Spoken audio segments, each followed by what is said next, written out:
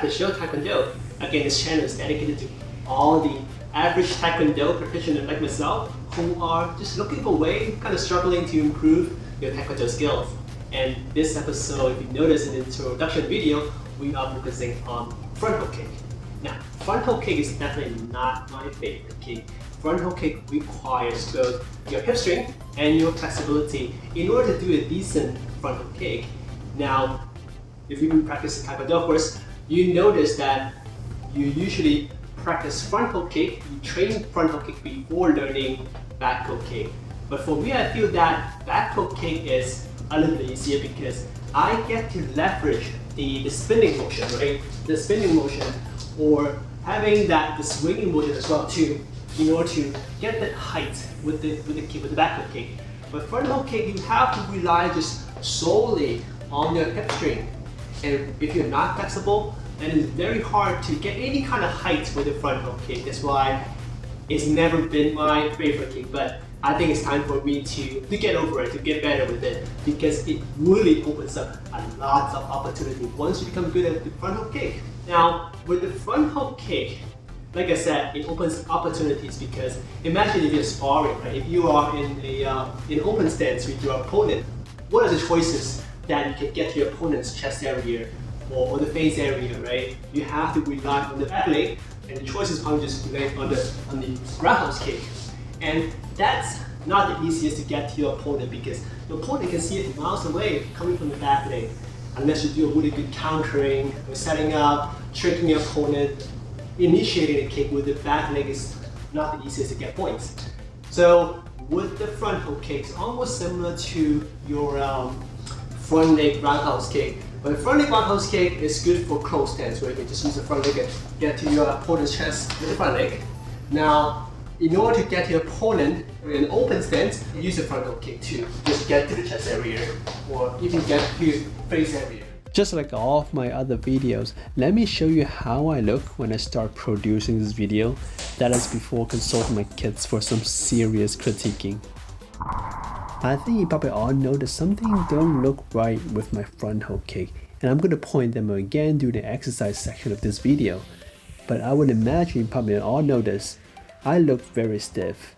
That's because of my lack of flexibility, and I was using lots of energy just to kick with some height. And the other thing was I wasn't looking at the target. My body was very much twisted in a very awkward way just to compensate my lack of flexibility. And then again, I wasn't hooking my leg. That is very important for a proper front hook kick. Now let's take a look at the demo for my kids who both competed nationally.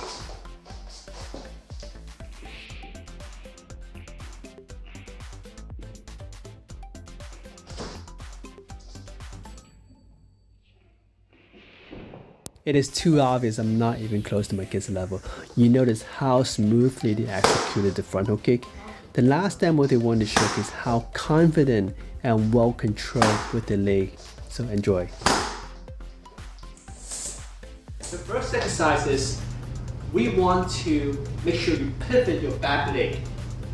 And the reason is if you don't pivot your back leg, it's very difficult to even lift the leg up, to even do a decent front hook kick. So I will touch here and just before you do the kick, you pivot and have the heel pointing to the target.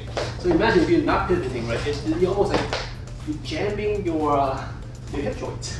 So now if you pivot, it's almost starting like a back kick, right?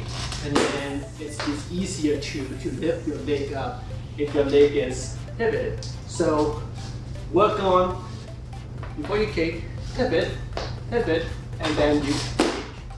That will help getting the height. Alright, so that's the first exercise.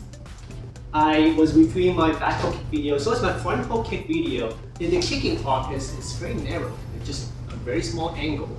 And that is not necessarily bad if you're just doing sparring, doing point sparring. You just want to tap the opponent, then you probably don't want to have a wide arc all the way through the target. But if you want your, whether it's front hook kick, back hook kick, to look good, you do want to have a nice looking arc. So what I would do is just hold on to a chair. Chair is the best friend. Hold on to a chair, right? Extend your leg up and just bring it across. Bring it across. Bring it across. Now when I was reviewing my before video and also kind of remembering how the beginners, whether it's adults or kids, when they're doing the front hook kick, a lot of them were not really hooking the leg. Like myself, I wasn't hooking my leg. You have to hook in order for it to look good. So the exercise I'm suggesting to do is kind of a continuation of my previous exercise. You want to have a chair, you extend your leg, arch, extend the leg, arch, and hook. You try to find the right point, right time to hook your leg. So imagine your target is here. I'm going to extend the leg to legs right before target and hook. So practice that. I think once you get a good feel of the timing when you hook, your front hook kick will look much better. Good luck.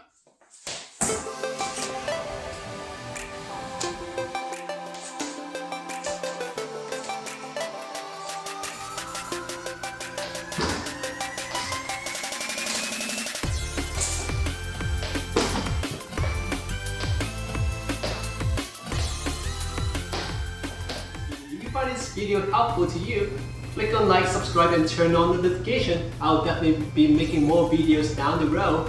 And if there are certain kicks or moves that you want me to produce a video, definitely put in the comments below, and I will try to create a video for you.